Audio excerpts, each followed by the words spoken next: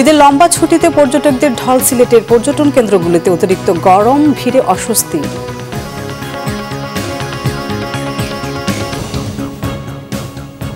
দেখছিলেন বিআরবি কেবল সংবাদ শিরোনাম, এবার বিস্তারিত।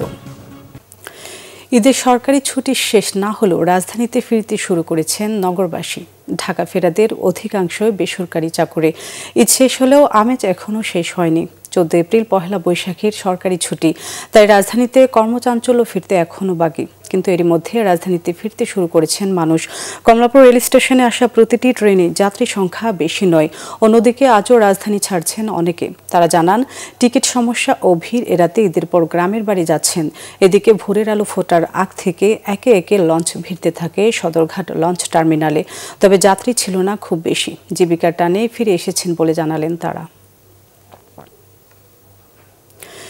এবারের ঈদের লম্বা ছুটিতে পর্যটকদের ঢল নেমেছে সিলেটের বিভিন্ন পর্যটন কেন্দ্রগুলোতে। পর্যটকদের কথা চিন্তা করে হোটেলগুলিতে দেওয়া হচ্ছে বিশেষ সুবিধা। তবে গরম আর দর্শনীয় স্থানগুলোতে অতিরিক্ত ভিড় থাকায় অস্বস্তিতে পর্যটকরা। সিলেট থেকে দীপু সিদ্দিকের পাঠানো তথ্য, ছবিতে ডেস্ক রিপোর্ট।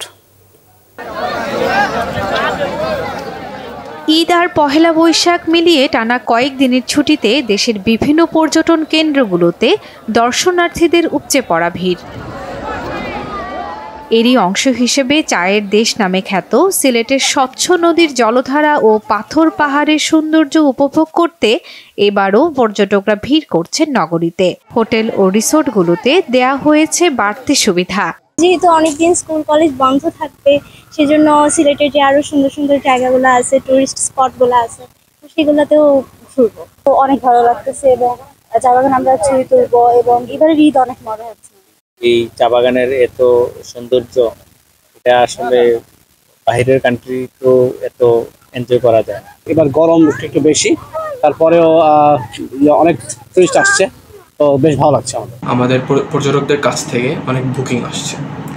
আশা করছি এবার এই লম্বা ছুটিতে হোটেল এবং মোটেলের ব্যবসা ভালো হবে ইনশাআল্লাহ। এদিকে হোটেলগুলোতে অতিরিক্ত ভাড়া নেওয়ার অভিযোগ পর্যটকদের, তবে তা অস্বীকার করেছেন হোটেল মালিকরা। ঈদের উপলক্ষে আমরা কোনো ট্যারিফ বাড়ানো হয়নি আমাদের হোটেলে। আমরা বিগত দিনে যেভাবে আমরা মানুষকে সেবা দিয়েছি এবং ট্যারিফ নির্ধারণ করেছি আমাদের হোটেলের রুমগুলো, সেই ট্যারিফেই আমরা এই ঈদেও বুকিং নিচ্ছি। হোটেল মোটেলে বা রেস্টুরেন্টের দাম বাড়াই দেয়, তাহলে তো মানুষ বিপদে পড়ে যাবে। প্রত্যেকটা যেন নির্বিঘ্নে যাতায়াত করতে পারে। প্রয়োজনে যে সমস্ত পরিবহনের খরচ, হোটেল মোটেলের খরচ, রেস্তোরাঁ খরচ, এগুলোর জন্য প্রশাসন সুদৃষ্টি দেয়। নগরী জুড়ে নেওয়া হয়েছে বাড়তি নিরাপত্তা ব্যবস্থা। চেকপোস্ট আমরা আসলে বাড়িয়ে দিয়েছি, যে এই হাইওয়েতে আর একটু চেকপোস্ট করা যায় কিনা। আমরা হাইওয়ে পুলিশের সাথে সমন্বয় করে চেকপোস্টের জোরদার করছি।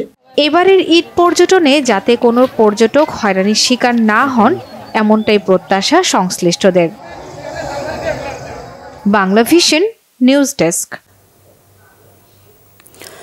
বাণিজ্যিকভাবে সূর্যমুখীর চাষ শুরু হয়েছে জয়পুরহাটের ক্ষেতলালে। ভোজ্য তেলের উৎপাদন বাড়াতে তিল, তিসি, সরিষার পাশাপাশি সূর্যমুখী চাষে কৃষকদের বিনামূল্যে বীজ, সার ও আনুষঙ্গিক সুবিধা দিচ্ছে কৃষি বিভাগ। আগ্রহ বাড়ছে কৃষকদের। জয়পুরহাট প্রতিনিধি আবু বকর সিদ্দিকের তথ্য ও ভিডিওতে ডেস্ক রিপোর্ট। হলুদ সূর্যমুখী ফুল আভা ছড়াচ্ছে চারদিক। পুষ্টিগুণে ভরপুরে তেল বীজের চাষ বেড়েছে জয়পুরহাটের ক্ষেতলালে। সূর্যমুখী তেলের চাহিদা থাকায় আগ্রহ বেড়েছে কৃষকের। ধান, আলু বা অন্য ফসলের চেয়ে শ্রম খরচ কম, লাভ বেশি। দাদা, এটা তেল হয় এবং প্রাকৃতিক খাদ্য হিসেবেও ব্যবহার করা যায়। উনি ৬,০০০, ৬,৫০০ টাকা মন।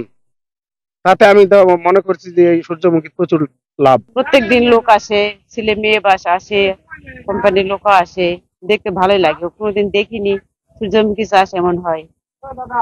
যদি আমরা যে আলু ফসল করি, ধানের ফসল করি, দুইটা ফসল মার যাইতেছে, যদি হিসাব করে দেখা যায় ফুলের চাষে আমরা লাভবান হবো বা এর চেয়ে বেশি আয় হবে। কৃষকদের সার্বিক সহযোগিতা ও প্রণোদনা দিচ্ছে কৃষি বিভাগ। প্রায় ৬ বিঘা জমিতে প্রণোদনা প্যাকেজ দিয়েছি, যেখানে সার, বীজ এবং কারিগরি সহায়তা দিচ্ছি। এই সহায়তার পাশাপাশি কৃষক উদ্বুদ্ধ হচ্ছে। উদ্বুদ্ধ হওয়ার ফলে আমরা এই সূর্যমুখীর আবাদ আগামী বছর বাড়াতে পারবো। জেলায় এবার সরিষা, তিল, তিসি সহ সূর্যমুখী তেল জাতীয় ফসলের চাষ হয়েছে ১৮,৮৩৫ হেক্টর জমিতে। সূর্যমুখীর প্রতিমন বীজে তেল উৎপাদন হয় 18 থেকে 20 litre. Bangla vision news desk. এই ছিল এখনকার মতো। পরের সংবাদ দুপুর 2টায়, তার আগে একটাই রয়েছে নিউজ টপ 10 দেখার আমন্ত্রণ রইল। এছাড়া বাংলা ভিশন সংবাদ ও সংবাদ সংশ্লিষ্ট অনুষ্ঠান দেখতে ভিজিট করুন www.bvnews24.com ও facebook.com/banglavisionnews এবং সাবস্ক্রাইব করুন youtube.com/banglavisionnews। এতক্ষণ সাথে থাকার জন্য ধন্যবাদ।